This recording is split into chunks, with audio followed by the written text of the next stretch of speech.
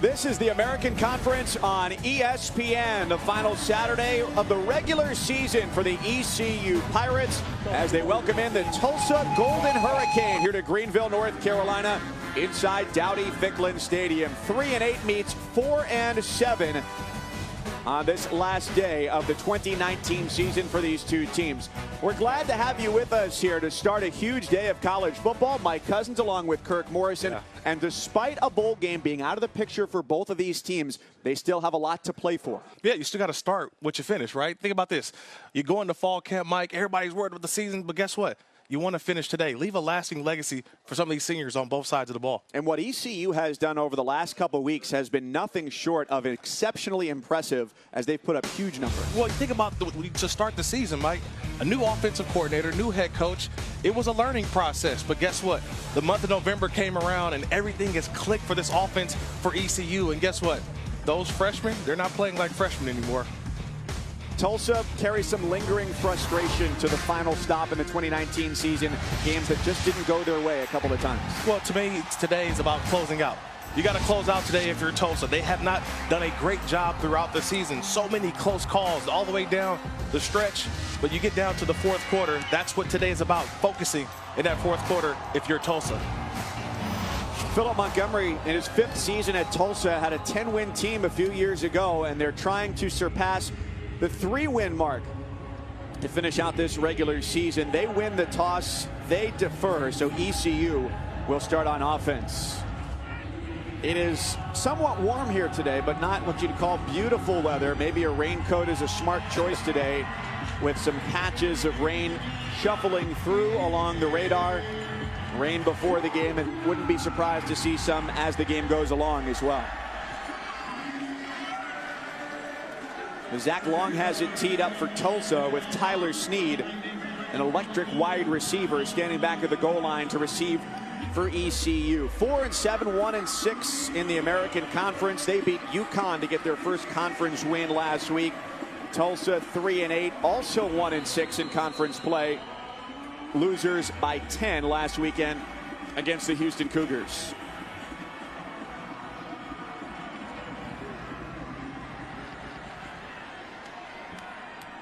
A short kick taken from the 10 by Snead, who's got great speed, and he tumbles down at about the 23-yard line.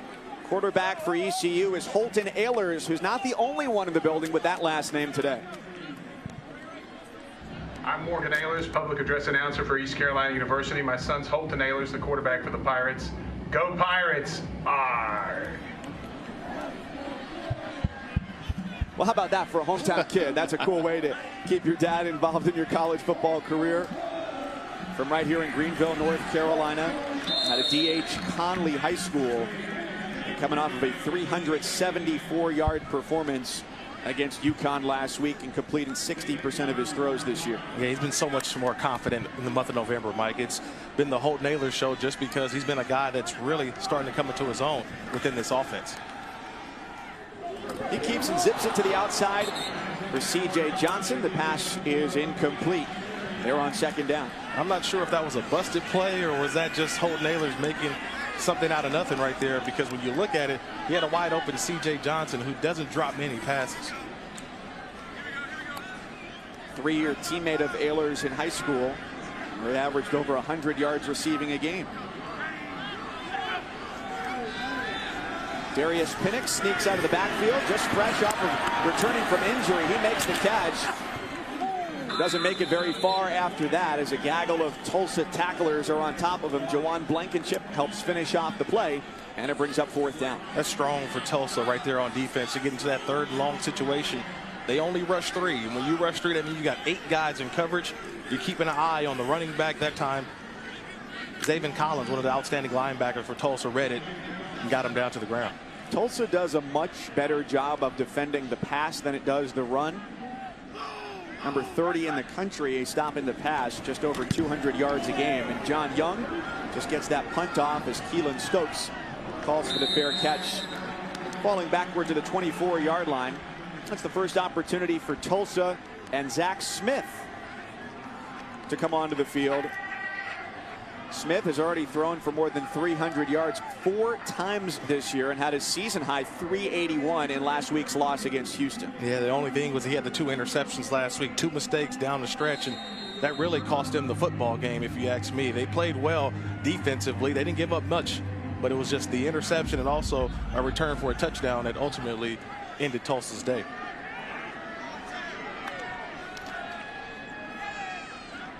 They set up the screen on first down. Marginal gain for Keenan Johnson. The senior and native Texan gets 2. With a 24 points a game for this offense, ranks 101st in college football. That's out of 130 teams for an offense that this year has needed to pass the ball to succeed. But here, it's an explosive play on the ground on just their second snap of the day, and Shamari Brooks is inside the 20 and inside the 10 with 2 flags as he's finally angled out of bounds to set up a red zone opportunity for Tulsa. Personal foul, face mask, defense number 3. Half the distance to the goal from the end of the run. Automatic, first down.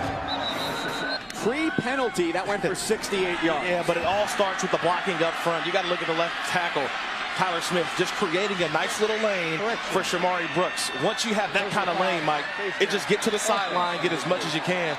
That time finishing the run, but an outstanding job by Shamari Brooks. But that offensive line opening up an outstanding big lane for him to run through and get to the sideline.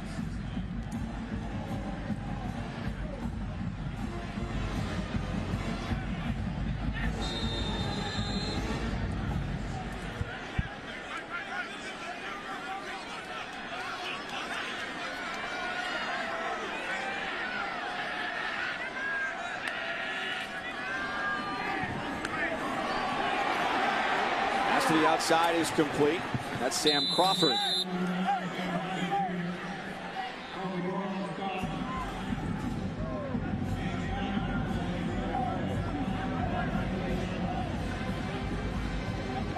So as Tulsa got backed up there, the official called the wrong number for the penalty. It was against Shamari Brooks rather than a defensive penalty, hence that play not ending up inside the 10-yard line where the run was terminated. A little bit of confusion. Just a little bit of confusion there. We sorted it out really quickly, but yeah, it was both guys were actually holding on to a face mask, but they got Shamari Brooks as the guilty party for Tulsa. It's 3rd down and short. TK Wilkerson, the redshirt freshman, stuffed by Delvonte Harris.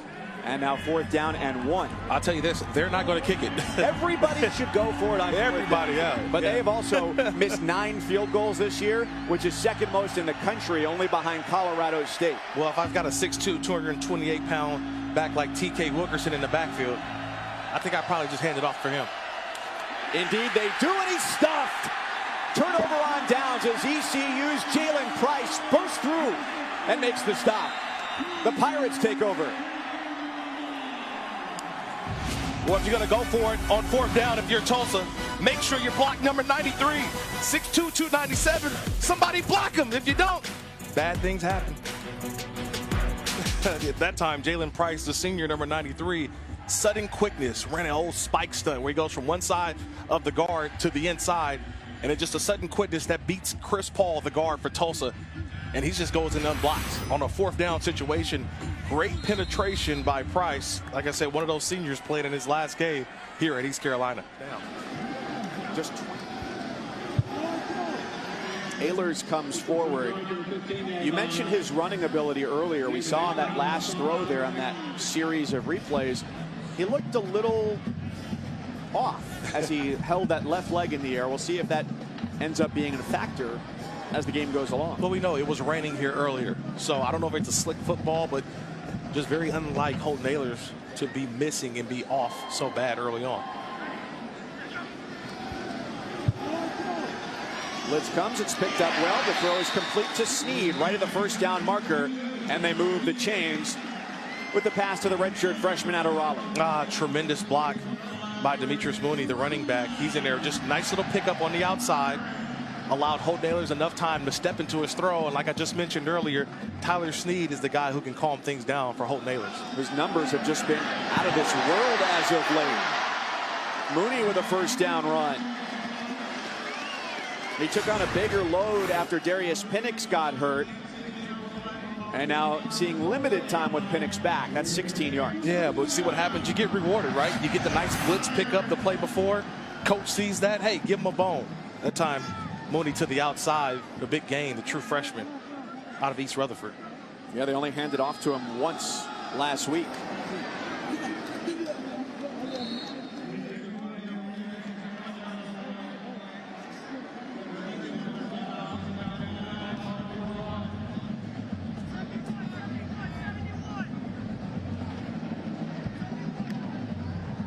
ECU going quick here, Mike. Again, that's 2 straight runs to Mooney. This is where they go to Snead down the seam. Snead with the out route. He's running that perfectly. His 2 catches on this drive, both for first downs. I said it. He is the guy. He's the calming force in this offense. Like, you can see the chemistry between 12 and 22. It's like when he's breaking on that outside route, the ball's already in the air. And that's a first down for ECU. And again, to me, we haven't called C.J. Johnson's name yet, the big-time freshman wide receiver. Gives them 1st and 10 as this drive is the first time that they've moved across midfield today. No running room for Tay Williams, the redshirt freshman out of Florida, stopped by safety Brandon Johnson. Mentioned a nice hit by Johnson at the end of this play. He's the free hitter. So right now you've got a free hitter because of the way that ECU was lining up offensively. It's a lot of space, and once you see run, it's just target practice for Tulsa.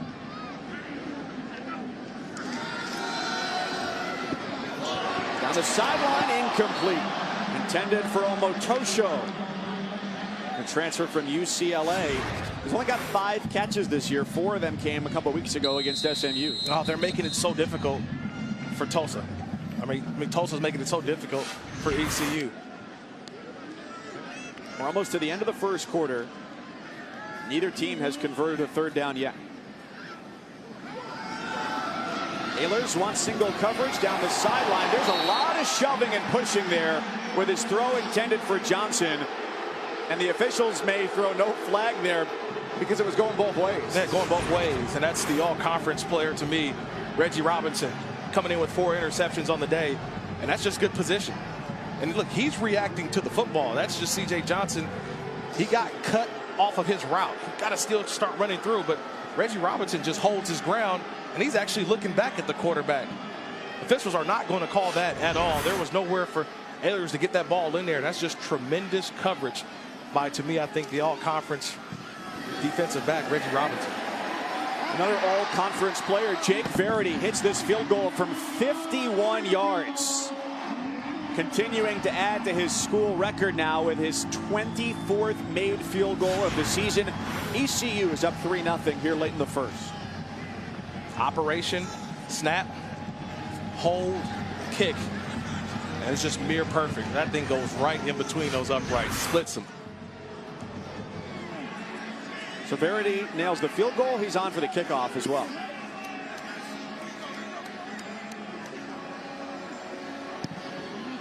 Kirk, have you seen this year how college basketball is making it a penalty for flopping? I've seen some guys in the NBA. Yeah, we might see it in college football after this one. Yeah, I saw this one late. And look, it's just about finishing the play, but yeah, that's a... yeah. You know how it is. Try to get a flag, man. Keep the offense on the field. Sell it.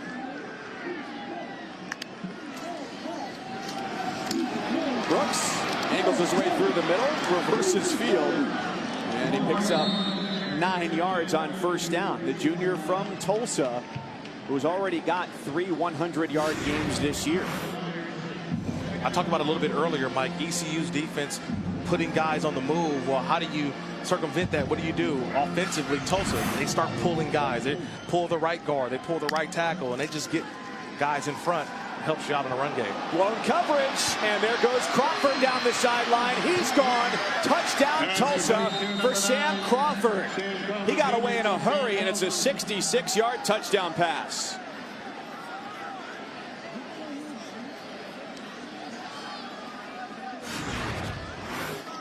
I'm going to tell you this, Mike. Somebody's in trouble, and I don't know who it is. I'll tell you this, 26, Colby Gore. He's the left corner. He goes and blitzes, but there was nobody for his blitz coverage. I'm not sure if it was Daniel Charles, 27, or Colby Gore missed the actual call there because it's like he faked like he was going to blitz, got caught up, and there was nobody over the top. Zach Smith saw it. That's just an easy touchdown for Tulsa. Too easy. It's way too easy. Some may say. Somebody's Jacob in trouble with the extra point. Makes it 7-3. It's the whole defense over there just sitting down for ECU, trying to figure out what happened on that last play. And I'm trying to figure it out myself. Colby Gore act as if he was going to blitz and then pull it out of the blitz, and then nobody's over the top. That just see what happens. It costs you 7 points. A very short kick taken from the 10 by Snead.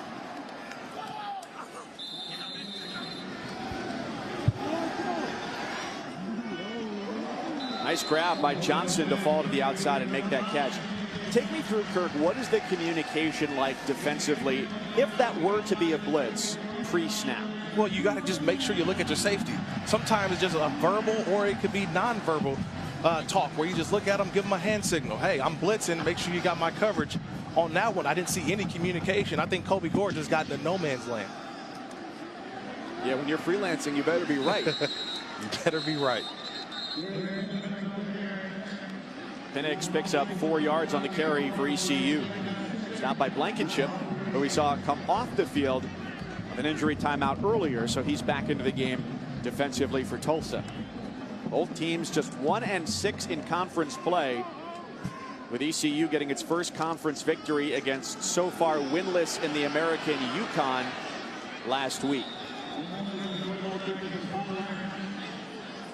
And the Huskies are in action today at Temple. That's a 3:30 Eastern kickoff with Tulane and SMU and Navy and Houston to follow later tonight. Offense is stalled in the early going. ECU came up with a 51-yard field goal, and a broken play got Tulsa on the board, 7-3. Love is in the air on the final regular season Saturday of the college football season. She said yes, Kirk. That's how you do it there. Communication on point. You got to get the defense communicating for ECU the way those two are communicating. I love it. Mike, where'd you propose to your wife at? I can't hate on getting engaged at a sporting event as I did it at a college basketball game. Yeah. So I support all those who endeavor to have the gall to do it in public. Because if you're going to do it in public, you better know the answer before you ask the question. Yeah, I took my fiance, well, my wife now, but on a hike. Proposed at a hike. In the woods. In the woods, yeah. So only the squirrels and the bears and the rabbits were around to laugh if she said no. Okay, so you want to hear it? So, taking my wife, we're on a hike. We get to the top, pull out the ring, and I tell her, look, I don't want to go down back to the path we just took by myself. Let's do this as a team. Let's do it together. And that's how you do it, Mike.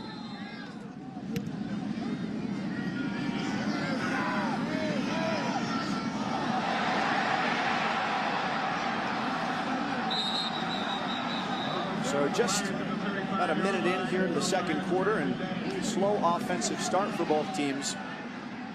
A little bit rainy before this game, but like you said at the beginning, they're not going to be playing in bowl games, but there is still a lot in terms of pride and looking forward to next season to play for. You want to finish the deal, right? Look, as strength coaches around the country, they always say, look here, fellas, we got 12 games, and we got to play all of them. And they got the biceps. Yeah, they got the biceps showing, but you want to play every single game as if it's your last. For some players today, Mike, to be honest, this will be their last college football game. Not everyone gets to go to the National Football League.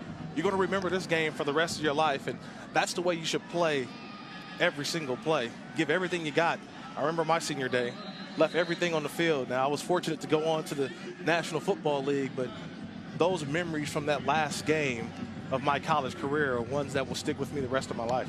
It's got to be somewhat bittersweet because your San Diego State team was not a bowl team year after year. So you go into that last game, and it's not like there's a light at the end of the tunnel necessarily. Yeah, I never went to a bowl in my 4 years at San Diego State. The only bowl I went to, Mike, was actually the Senior Bowl, which was an all-star game. Okay, that's pretty good. Hey, I'll take that. Complete across the middle, a rapidly closing window, and it's Stokes for the first down into ECU territory. That was a nice throw by Zach Smith. In the pocket, feet technique, everything on point, delivering a strike. He's been accurate. 8 of 10 to start. This time going over the top. And too long trying to find Stokes again.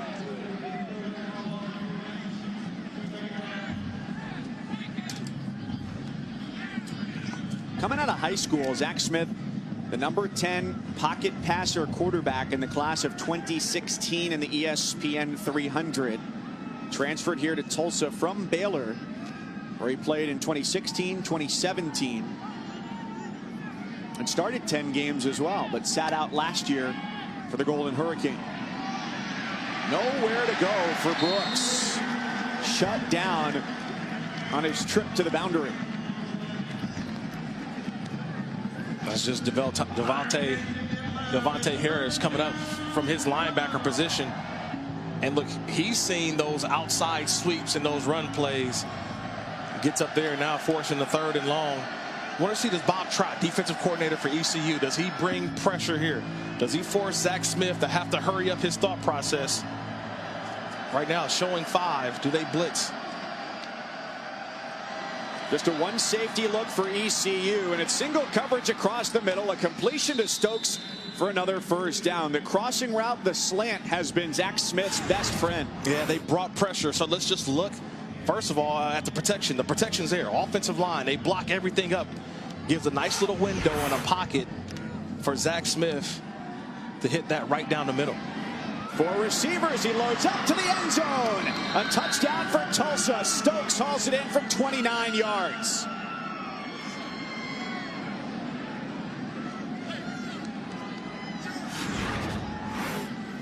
This is just all the quarterback. Watch Zach Smith's head. Watch the quarterback.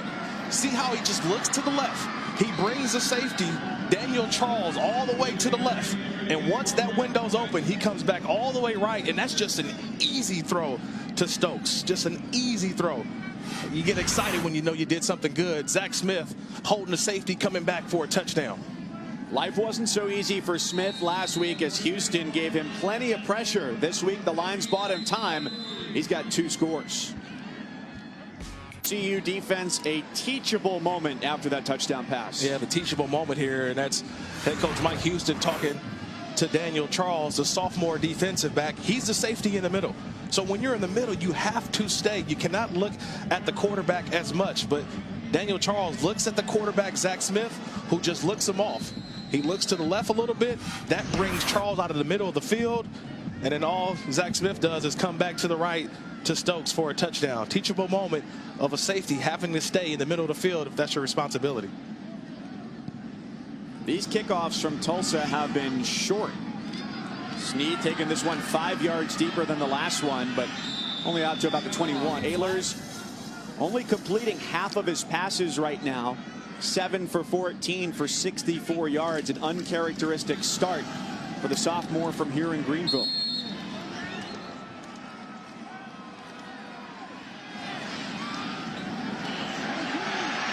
Ehlers to Johnson, who stumbles into Tulsa territory. He might have been gone. And again, Mike, we had the missed coverage by ECU defensively, and now we got the missed coverage again on the opposite side by Tulsa. Allie Green this time bites up on the underneath route, and that allowed C.J. Johnson to get streaked down the field. He should have scored a touchdown there, Mike, but another missed assignment defensively, this time on the Tulsa side. 33 yards on the throw, almost half of what Ehlers had totaled on the day. And again throwing across his body, this time not as much success as the last, off the fingers of Prohl. And ECU, their last 3 games have been phenomenal. Total yards almost 600 a game, and the points at 42 a game. Today a significant drop-off almost 5 minutes into the second quarter. Yeah, they're glad that this game is in November still. Today, November 30th, because they have been playing outstanding offensively, except for today.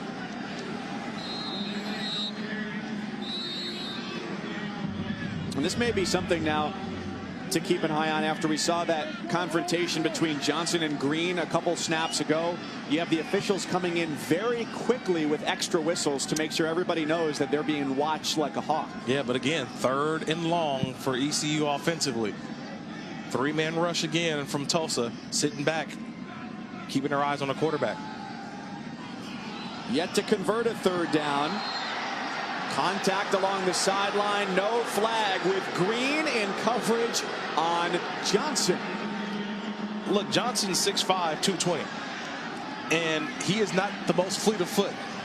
And so Green, Allie Green's on the outside, and he's just playing everything top down. And I just said it before, this is a 3-man rush on 3rd and 10. I know where you need to get to. And so Allie Green's just all over it. That's a big body wide receiver who uses his body to get position to catch the football, and Allie Green was in the perfect position. I'm loving this matchup today so far between Green and Johnson. So you're saying that the fans booing for no flag are in the wrong? A little bit.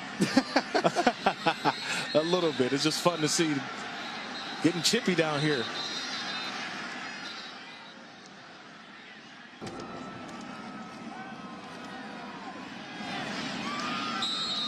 We might make mention here as well that Daniel Charles, the safety who got shifted off of his spot on that touchdown throw, is not on the field here on this drive. Yeah, he's had a couple plays that he's been involved in. Just a sophomore from Georgia, 27. Had to make some substitutions there because it's just miscommunication in the back end for ECU. And there has not been a lot of turnover on this defense this year. Usually you get to this point in the season, the final regular season game. There's another busted coverage along the sideline. James Palmer, the tight end, just his 4th catch of the year. But you get to this point in the season, you have a lot of guys who have cycled through for injury or performance. They've only used 15 starters this year. But it goes back to just do your job, right? Everybody has a job to do. Just do your job. And right now, no one's getting after the passer. Just a ton of time for Zach Smith, who goes through his progressions and literally finds the last available player to throw to. They don't show pressure, and they almost give all the penalty yardage back with Shamari Brooks, the junior out of Tulsa, tackled by Gerard Stringer. Tulsa loves to have pullers, right? They like to pull the guard. They like to pull the center. They like to get guys out in front. And when you got guys like Shamari Brooks that has the ability to make guys miss, all you need is just a little bit of protection. Long ball down to the 10-yard line and complete to Josh Johnson. Smith strikes again. It's again, where are the safeties at? This time it's Juan Powell, who's the safety in for Charles, and he's got to be deeper. It has been all on the safeties for ECU, just not getting deep enough. And that time, Zach Smith again, finding the weakness within that ECU defense for the big play. Ends up being a 39-yard completion to set up 1st and goal. Alex Turner along the defensive line holds Shamari Brooks to no gain there. But going back to start this drive, we talked about Daniel Charles, a sophomore safety, on the sideline. They bring in Juan Powell, the freshman out of Atlanta, Georgia, and they go right at him. Brooks goes through the middle, stopped by Kendall Futrell, the defensive lineman. So back-to-back plays where the defensive line has been able to make a stop here. Will the secondary be able to rise to the occasion on 3rd and goal? Yeah, I'll tell you this. Wherever Keelan Stokes is, that's where my attention is. That's where he's number 2 inside the slot, the inside receiver. I'm watching number 2 on an underneath route. With both receivers, with all the receivers in, bunched in, got to look for the underneath crossers. Keelan Stokes underneath. Stokes goes across the middle. Smith fires to the middle, not to Stokes, but to Keenan Johnson, who settled into a hole in the defense and turns it into 6 Tulsa points.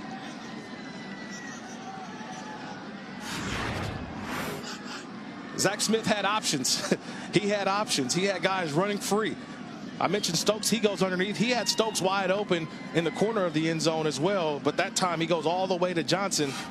And when you get into those bunch formations, Mike, and inside receivers who are underneath like that, if the communication is not there, you get wide open guys. And Zach Smith, he could have underhanded that ball to Johnson for a touchdown. That's, I guess you would call that a slow pitch 6. I see what you did there. 21-3 Tulsa. It's one thing to see it on television, but to watch Lamar Jackson live, I have not seen that kind of speed and that kind of quarterback play in a long time. To me, he is now the MVP of the National Football League, and I don't even know if the race is going to be that tight or that close. So it changed that much for you in one game? One game, yes. He is worth the price of admission, I will tell you that. So the Home Depot College Football Awards Show, December 12th, 7 Eastern on ESPN.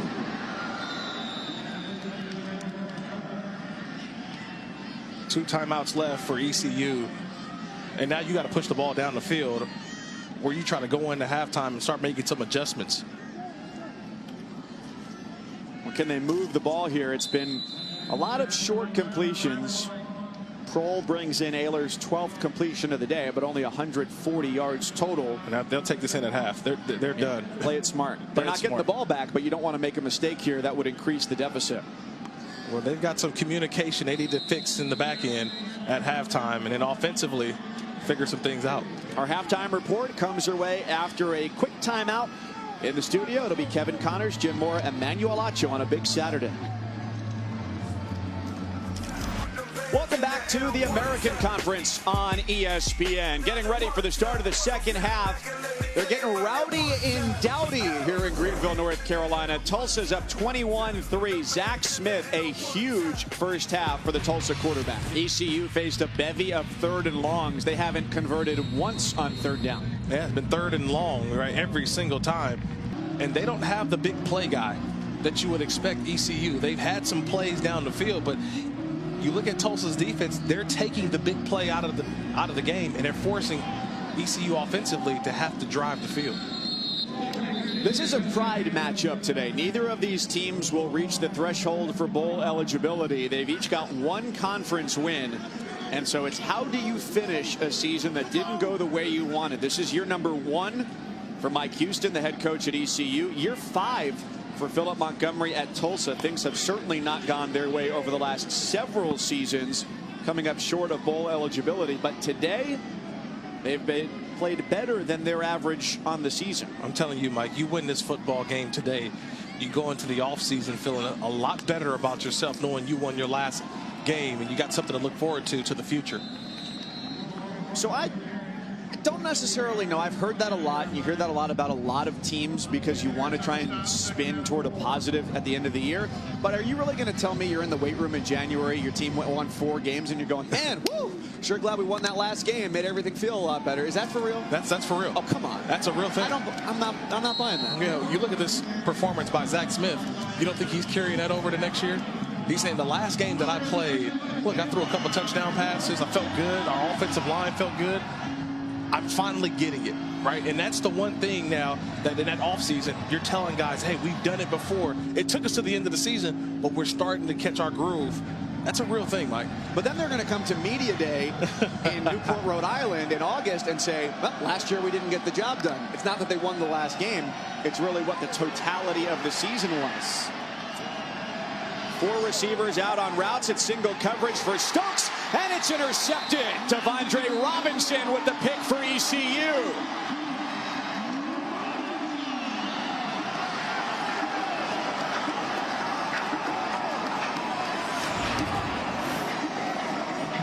Devondre Robinson goes up and climbs the ladder, 6 foot, 200 pound, and watch as he leaps into the air and high points this football.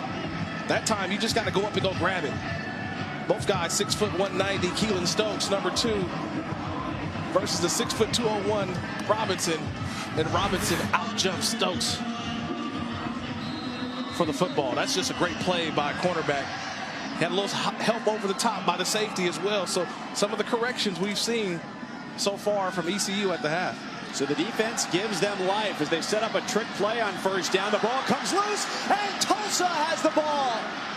Golden Hurricane Reggie Robinson blows up the trick play and turns it into a takeaway. First down inside the red zone after ECU had it at midfield. The ruling on the field is a fumble recovered by the defense. First down. First of all, big plays are made when you just do your job. And that's all Reggie Robinson is doing, just doing his job, showing off the leaping ability. And that ball literally falls right into his hands after jumping up and taking away the big play. Flips the ball there at the end, but that's an outstanding job. I think it was Jackson Player knocking the ball away. Robinson there to pick it up. And look, you make a great play, ECU defensively, and in the next play, you go out and give the ball right back to Tulsa. It's just a heartbreaker. A promising moment, but the prosperity was short-lived for ECU. And it gives Tulsa the opportunity to bolster their 18-point lead on a rainy day here in eastern North Carolina. I mean, that play just didn't look at all like it had a chance, and unfortunate giving the ball right back to Tulsa.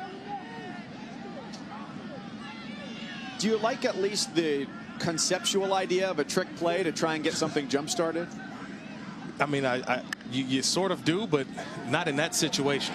Why not? They're down by 18 in the last game of the season. Yeah, but depends on who's doing it, right?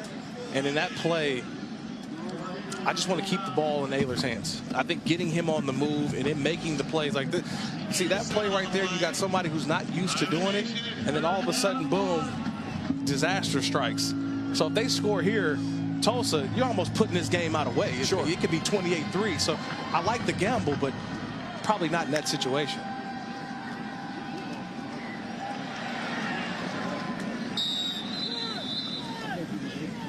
Real short on the gain, about the 10-yard line, and it is a first down. But that's another reason why coaches go with those types of plays too, Mike. ECU, they've been stagnant all day. They've been dead offensively, and you try to get a big play to wake it up, and just has not been there. A broken tackle and a touchdown for TK Wilkerson. He sat most of last year, took a red shirt, playing in just 3 games. They've played him in every game this year, and he opens it up even further for Tulsa. Watch the offensive line. Tell me who's going to make the play. There is nobody there to make a play, because it's basically what we call get a hat on a hat. And every offensive lineman had an ECU player driving them into the end zone. That's going to make it so much easier for a running back to get through, and that was TK Wilkerson really just finding a hole, going for a touchdown. You're getting a good push up front, and when you got the push of the big guys leading the way, mosey right onto the end zone.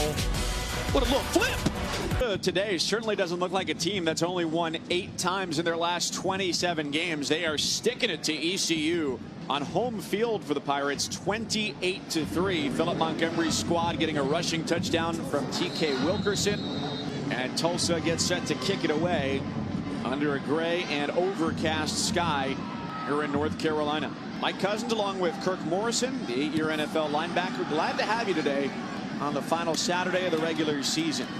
Snead, the 25-yard line on the return. What I've seen from a very surface level is that on most plays, assuming it'll be a pass, it's been a rush of 3 and a drop of 8. Has there been anything else schematically that slowed down the receivers? Well, I think when you have 8 guys in coverage, though, you got to find the open lane, and that's what Holt Naylors is doing. Just not a good job of doing. The one thing that I could say is I haven't seen him on the run a little bit. I mean, getting him on the move, some rollouts. And that's one of the things that we saw in our game a couple weeks back is what? Ehlers on the move and then throwing deep down the field and letting Tyler Snead work the individual routes in the inside. Deontay Smith, their left tackle, who's making his 25th straight start today, longest on the team, is off for at least 1 play to get some medical attention and still go into the tent along the sideline.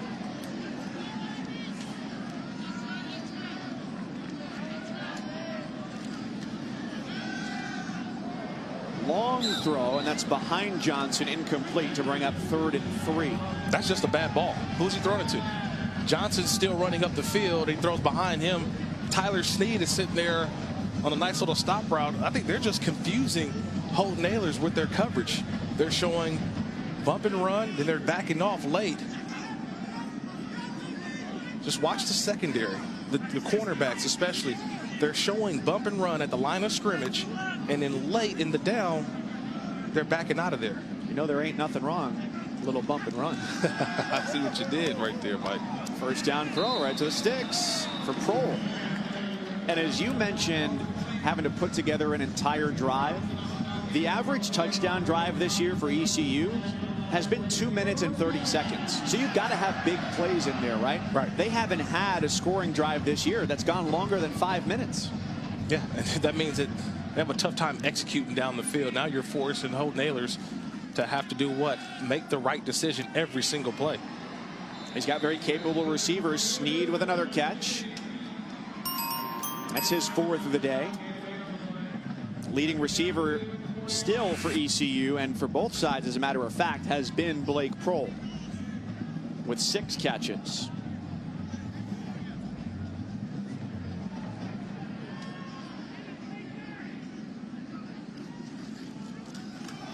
To give to Penix, the newly healthy running back. He's stuffed. 3rd and 4 for 5 for ECU. Good job, Devin Lamb, 6'5", 250, getting up the field, reading the pullers by ECU and making a play in the backfield. Now you get this 3rd and 4. Now it's a first down. Yep, somebody jumped. He takes the shot anyway, and Johnson grabs it right over the back of Ali Green. Those two have been jawing all day, and a penalty flag at the end of the play. The drama continues between Green and Johnson. But you don't need that. You don't need that if you're CJ Johnson, because I think that's the one that actually gets him kicked out of the game. Because earlier he already had the unsportsmanlike penalty earlier. And so that is his second one. And if that's the second call on C.J. Johnson, he's just been ejected from this football game. There are 2 fouls on the play. Offside, defense, number 93. That penalty's declined. After the play, personal foul, unnecessary roughness. Defense, number 12. After this is the goal, first down. So take a big play and make it even bigger with the penalty. Yeah, that's it. First of all, they get the penalty, and Holt Nailers realizes he's got an offsides penalty. And so he takes a shot down at the end zone, and then at the end, just a little bit of jawing there.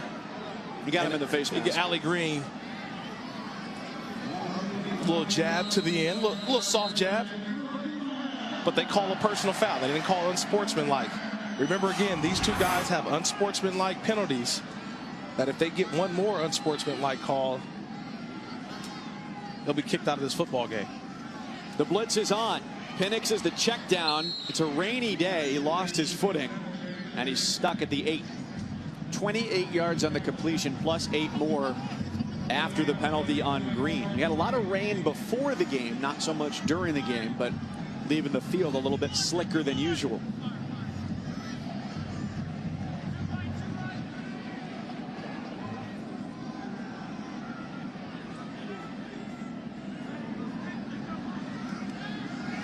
This time Tulsa drops 8 after blitzing on first down. Ehlers on the move, gets it inside the 5-yard line to tight end Jeremy Lewis. Just his 5th catch of the season from the freshman right here in Greenville. Yeah, 4 down territory here. Field goal doesn't do anything for you. So this is 2 downs left. And look where the ball's at, Mike. Ball's on the right hash. Remember, left-handed quarterback. I would roll him to the right. But now they're taking out my guy, Snead. And 22 is the guy who I want in the game, because I want him in the slot. Let him work what we call an indie route, an individual route, breaking to the outside with my quarterback on the move. Utilize the wide side of the field and give Holt Nailers some options. Well, they've sustained this drive. Play number 12. The throw to the back of the end zone for Prohl. Touchdown ECU. That's been his most popular target today. And they go to him there inside the red zone.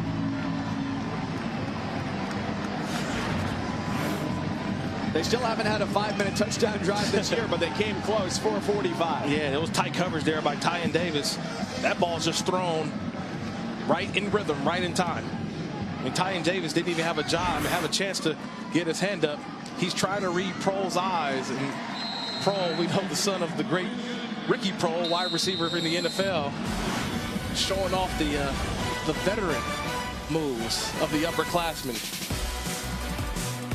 But that was one of the drives that they've been looking for all game long, and Holton Ahlers did a great job of finding open guys and then making a great throw at the end for a touchdown to Prohl. They've been able to capitalize when they get inside the 20-yard line.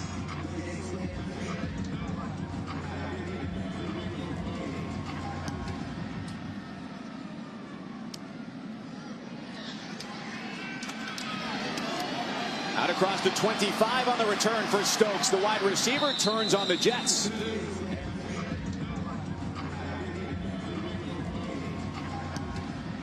Shamari Brooks takes off after the stoppage in play, and he's to the 30-yard line on the handoff, tackled by Devondre Robinson, 28 yards. So how do you answer a score? That's how you do it. It's the offensive line again, Tulsa's offensive line. I know this is the last game of the season, but they deserve an award for the way that they blocked today. Stokes bobbled, would have had a first down if he had held onto the ball. And there's a late flag there as well. Because that was targeting. I saw that from up here in the booth. That was a targeting call that you can see. Look, he was bobbling the football. He knew that he was going to take a shot. But when you watch the lowering, I saw the crown of the helmet. I saw that helmet get lowered by Devondre Robinson. Yep. Personal foul. Defense number 3. Kirk, you said it. There's an indicator right away. He lowers the helmet, leads with it from a crouch, and makes forcible contact in an attacking motion there. After the penalty, 2nd and 19. So they go back to the ground. This time, Taylor. Only defenders behind him as he's brought down inside the 10-yard line. It's been a Tulsa connection today. Brooks, Taylor, Wilkerson. That's a 31-yarder. I mean, just look at the offensive line. I mean, it's doubles, guys getting to the second level. I keep talking about this offensive line. They're the real MVPs in this game so far. They've protected for Zach Smith, but then in the run game, being able to get hat on a hat, really pushing this ECU defense back. All 3 running backs they use are either from Tulsa or adjacent areas. Brooks and Taylor are both from Tulsa, and Wilkerson, who scored a touchdown earlier from Skytook, Oklahoma, about 25 minutes north of the city. Sound like a country group right there. Brooks, Taylor, and Wilkerson. Yeah. Down there in Tulsa, I'm telling you, they should go ahead and start a band. Well, Taylor is the musically inclined one who does some music production on the side out of his apartment. He's got it there, but I'll tell you what, the explosive plays have been a difference maker today for Tulsa. They've already got 7 plays that have gone for at least 25 yards. And the last ones have been the run game, right? There's just been great blocking up front to where these backs are just leading through the hole. There it is, 192 yards on the day. One of their biggest outputs of the season. And Kirk, we saw this formation earlier in the red zone with Stokes in the slot to the top of the screen, and a lot of people open to get a touchdown. Watch Stokes coming all the way down here at the end. Instead, the check down goes to the running back, Brooks. Touchdown, Tulsa. So they get you thinking about the wide receivers, the top options, and then pitch it somewhere else. I mean, that's just easy. I got middle linebacker on my running back. And I want you to watch Xavier Smith, number 37. He's got him in coverage, but watch his eyes. Just watch 37 the entire time. Don't look at the quarterback. Look at your match. And that last peek, he peeked 1 quick second at Zach Smith. And that one peek got him out-leveraged by Shamari Brooks. And when you get out-leveraged like that, that's just an easy touchdown. But it's that last little look. Coaches love sayings, right? I got one. If you peek, he will leak. When you peek, you get beat. Also, too. As we are here in late November with Tulsa and Philip Montgomery, who's 24 and 37 as the head coach. Started with back-to-back bowl seasons, but in danger of having a 3rd straight season with 3 or fewer wins, but they're on track for win number 4 here today.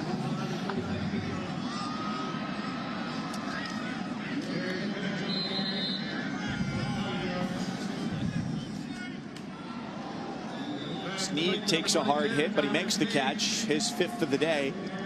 Puts him just over 40 yards. That's his 5th catch, but probably that's been his 4th time running that exact route.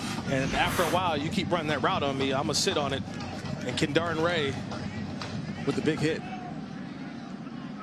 Former high school quarterback, learning to play in the secondary here at the college level.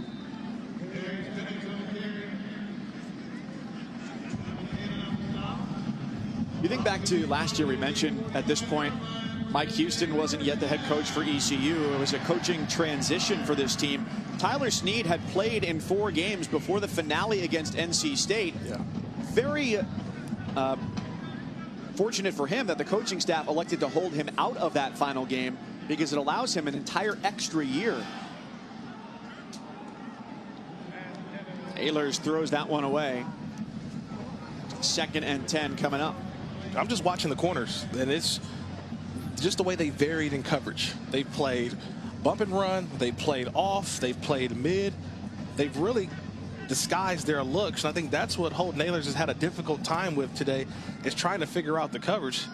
Right here at the bottom, you got Robinson against Johnson. A bouncing snap to Ehlers. He wants the touchdown. Incomplete. Another flag thrown with Allie Green in coverage on Prohl. Pass interference. Defense, number 12. 15-yard penalty. Automatic. First down. You'll see, at first look, I didn't see pass interference. And so now when you start to get another look, I know Allie Green, he's upset. But where's the interference at? I see both guys have their hands. I don't know where the interference is at, Mike. The jersey grab? I didn't see it. I see both guys are jockeying for position. He pulled his jersey down on his shoulder pad. Well, I'm right here with Philip Montgomery. I don't see it. I don't see that. I see both guys jockeying for position. Because also, too, you got Prohl with his hand out. So I almost say it's simultaneous in terms of the action of the hand grab. Pitch to Penix? No. Stop at the 25.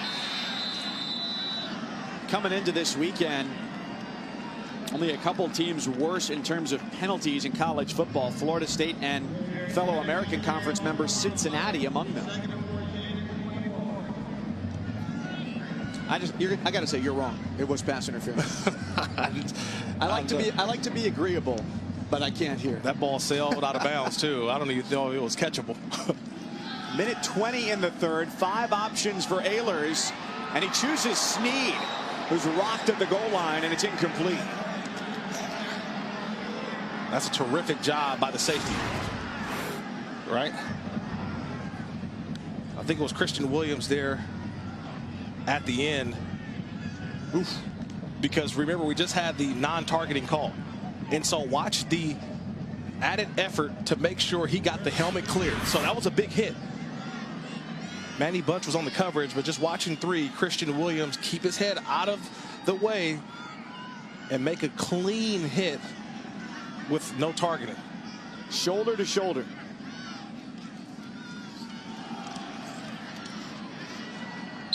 Penix sets up 4th and 11.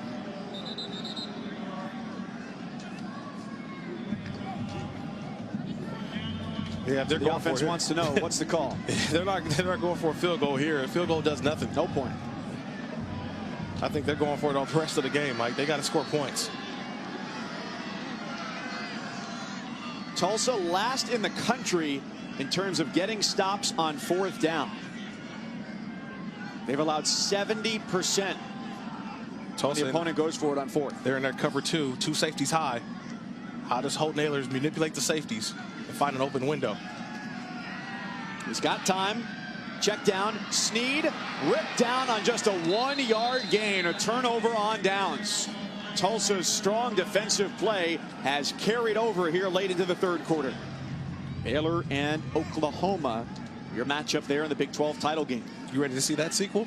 That was a fun one. I'm ready. I like that points. was a fun one. I like points. Remember, Baylor was up big, and then Jalen Hurts that first half that he wanted to forget, but a second half to remember.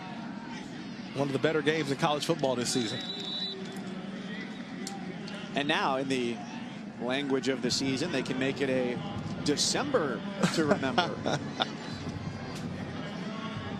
Well, I'll tell you this, Mike. It's almost that time here. What time is it, Kirk? Uh-oh, maybe a touchdown here. It's Brooks. He cuts it back to the 30-yard line. And a red zone opportunity for Tulsa. What should we do, Kirk? There's only 15 minutes left. Like I always say, baby, put your fours up. It's the fourth quarter here in Greenville. Get them fours up. 1, 2, 3, there you 4. go. That's how you do it. That's how you do it. Only 15 minutes remain in the season for both Tulsa and ECU. They're separated by 25 points. Shamari Brooks, Tulsa running back, has done his part in the winning effort today. Yeah, he's found the creases within that defense, but he's got to give props. Make sure he's high-fiving every single one of his offensive linemen today. They've created great holes for him to get through, but he also helps out his cause in the receiving end as well. Get one-on-one with a linebacker. That's easy. You just go out there and make the play. But showing off the athletic ability and the ability to make you miss. Their running backs today have just been like rechargeable batteries. You take one, you put him in, the other guy's back at 100%. He's ready to go. Whether it's Brooks, who ripped off a big run to get them inside the red zone here, and now Taylor on this drive on a career day for Brooks. Brooks, Taylor, and Wilkerson. They've been the guys. And Taylor goes spinning into the end zone. The legs kept churning, and he stayed up. Touchdown Tulsa. Their lead is now 31 points as we start the fourth quarter. Now, Mike, I played running back in high school. Didn't play on the next level. But watch the right side of the offensive line. Just watch the right side. Watch how they cave everything down. You see that hole? Me and you could have skipped through that hole, Mike. That's how this is the offensive line. Just showing what they've done all game long. They cave everything down. And Brooks, Wilkerson, Taylor, they've been going north and south. They put that foot in the ground. That time it was Taylor going straight forward for a touchdown.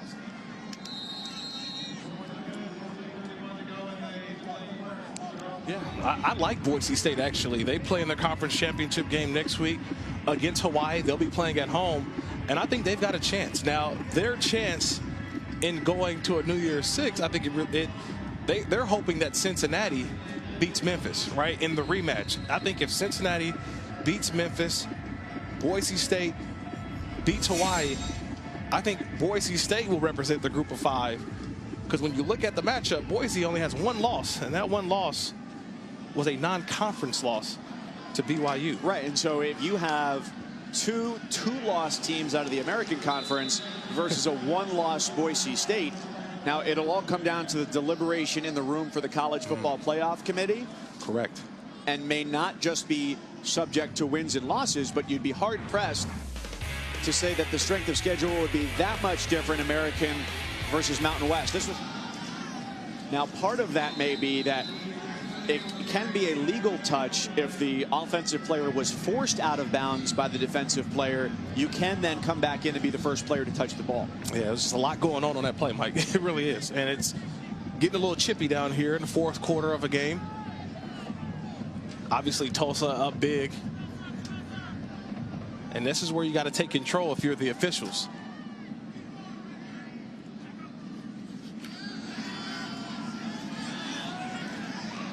Incomplete. There's a fine art to defending your quarterback as a running back, and it's been tough on this drive for Demetrius Mooney, the freshman running back.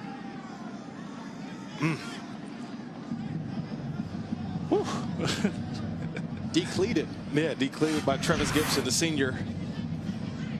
Comes in with 8 sacks on the year. Guy who I think will be playing on the next level, but sometimes you just got to get in the way to slow a guy down. When you were on a blitz from the linebacker spot and there was a running back in your way, was your goal to inflict maximum damage on him or to try and get around him? You got to know your ability and the guy across from you's ability. So that was a week-long film study on what is the best move by that guy. Now, depends. If you're going against a 5'9", 5'10" running back, a lot of times they want to take your legs out. You get a big 6-foot, 220-pound back, they'll try to fit you up. So you just got to know the back who's back there waiting for you. So let's say it was in your division, Darren Sproles trying to block you.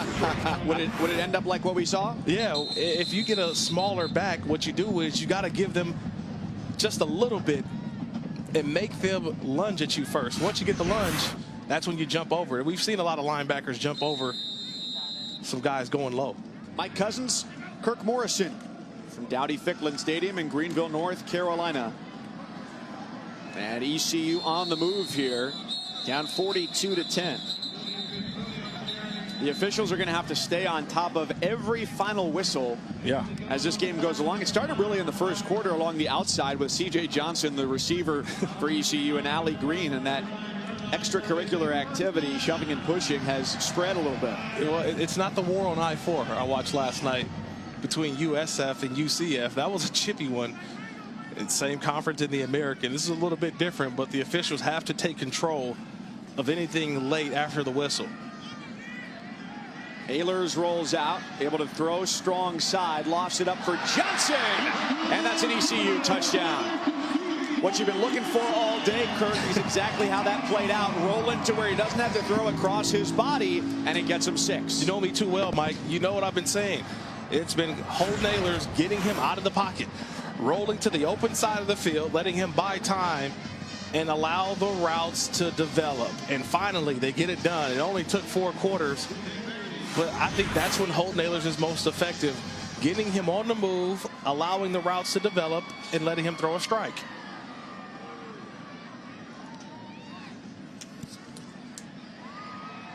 Former high school teammates at Conley High School here in Greenville hooking up for a score as college teammates for ECU. ECU says so long to its senior class here on the final game of the regular season on a rainy afternoon in Greenville. Put a lid on this American Conference regular season. Doesn't look like it's going to end the way they would have liked with a 5th win as they trail 42-17 here in the 4th quarter. 11-17 to play against Tulsa. A couple of teams that have not met since 2016 overall. Nevertheless, though, a step in the right direction for Mike Houston in year number 1. No, you got to like what he's done. Building a program that has only won in the past 3 years with 9 games, and really no more than 3, and they've accomplished 4. Now they're hoping to get 5. I don't think it's going to happen today, but you see the building blocks for the future here at ECU. And a quarterback in Holton Ehlers, who they'll have for a few more seasons as well. The offense has looked spectacular today. They've run for 271, thrown for 286, so the balance has been there. That ball's tipped and incomplete, going to Keenan Johnson. And they ranked 120th in the country coming into this game, 120 rushing yards per game. That's bottom 10 in FBS. They got almost half their average on just one early run, 64-yard run. That's why you never look at the tail of the tape before the game, right? They're like, oh, they have bad rushing team. Well, it's a game of matchups, and right now the matchup is this offensive line pushing this ECU defense. I mean, they're getting almost more than 5-6 yards a carry, which has helped them out, especially on 3rd down.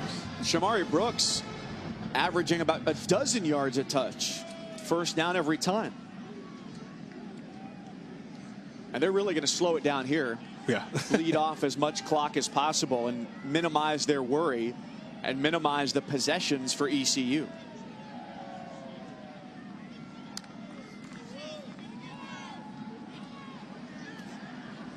Talking to ECU head coach Mike Houston earlier this week, he says he'll be out on the road to start recruiting, come back for a football banquet, go out on the road for a week again.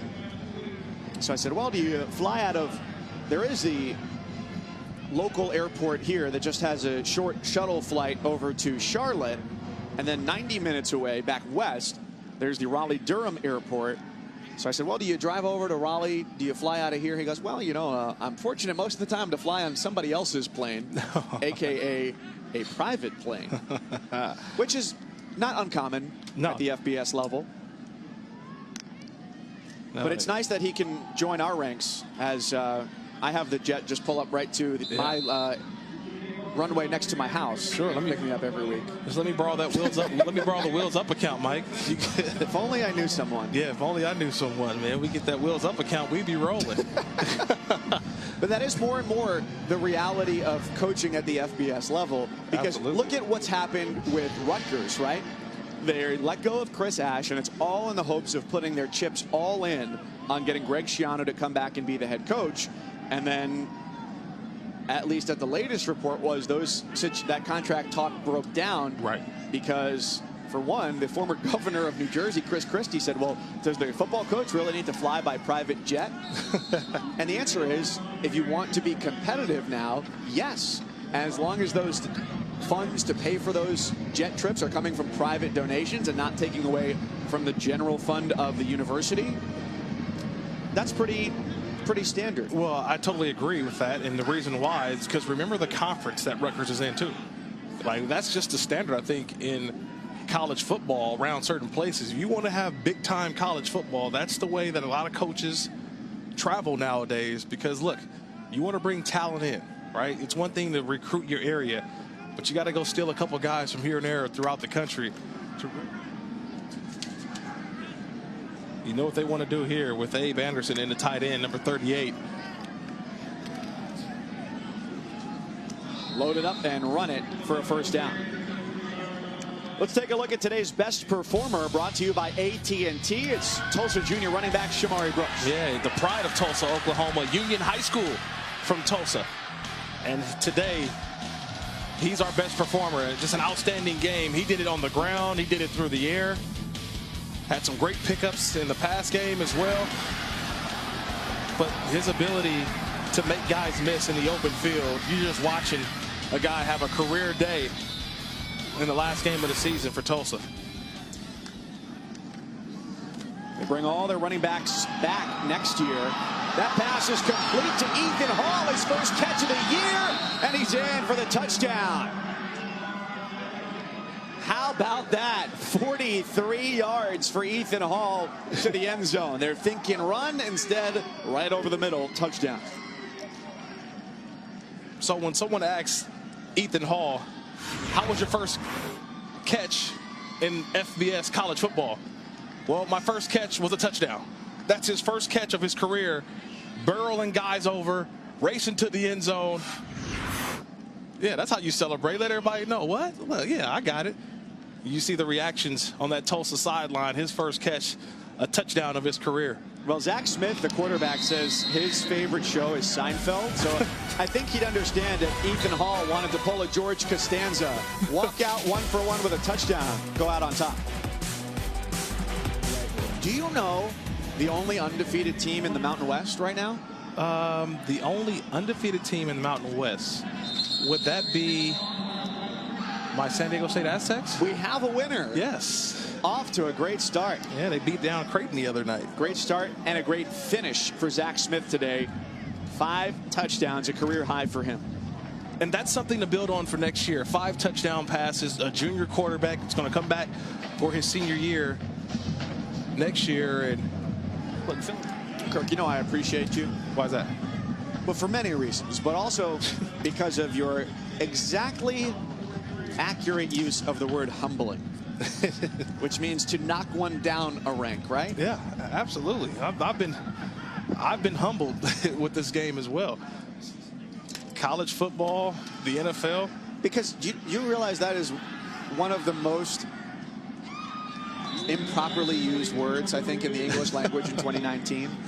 Look, like if I won a Nobel Prize and I said, this is humbling, yeah, incorrect usage. You used it properly, and not enough people do. More people need to be like Kirk, is what I'm saying. How about I throw you an ECU connection here? Gardner Minshew, remember, former quarterback here at ECU, goes over to Washington State and has a great career there. He goes to the NFL. And remember, it was Gardner Minshew mania until he was humbled, right? It knocks you down a notch, and that's what I talk about with this game. It's a humbling game. Ehlers to Kroll. A wild play ends up in the end zone. And it's still only 49-23, but some late game fireworks. it's a late game, but I know a lot of people have seen videos over the last couple days, right? Football, Turkey Day, right? Thanksgiving football games in the morning. And if this is not a Turkey Day play, I don't know what else is.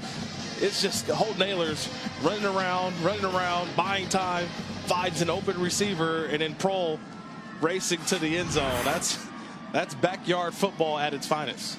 He does a nice job throwing across his body as well, which he did right there. I just want to see more of it. I wanted to see more of it today. It's one of his biggest weapons. Don't you got a flight to Minnesota? Oh, that's right. Oh, yeah, I thought about that. That'll be interesting. Little foreshadowing there. Flag is thrown on the kick attempt from ECU, perhaps an offsides. Another quarterback change for Tulsa. They went from Zach Smith, a career day, 5 touchdowns, to Seth Boomer for the last drive. And now the redshirt freshman Davis Brin out of Boerne, Texas, who's not attempted any passes this year. And with the lead as it is, you expect that number will stay 0 for 0. Yeah, you just get guys some opportunity to play. Last game of the season, like you mentioned, Mike, we've been talking about it senior day here. But you get guys a little bit of playing time, you know, get your name in the paper, they used to say. Now they will just name in the box score, right? So he gets his name in the box score today. Name in the post-game tweet.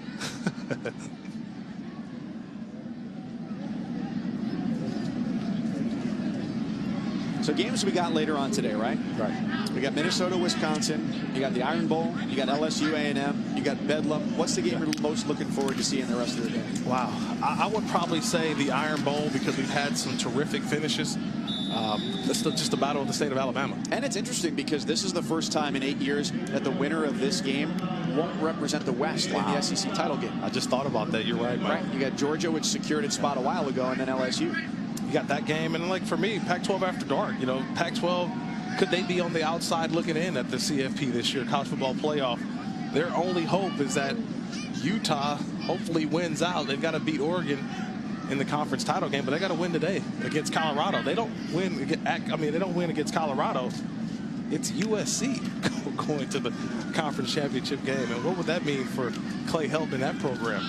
ESPN's FPI gives Utah a 95% chance to get there, but you never know.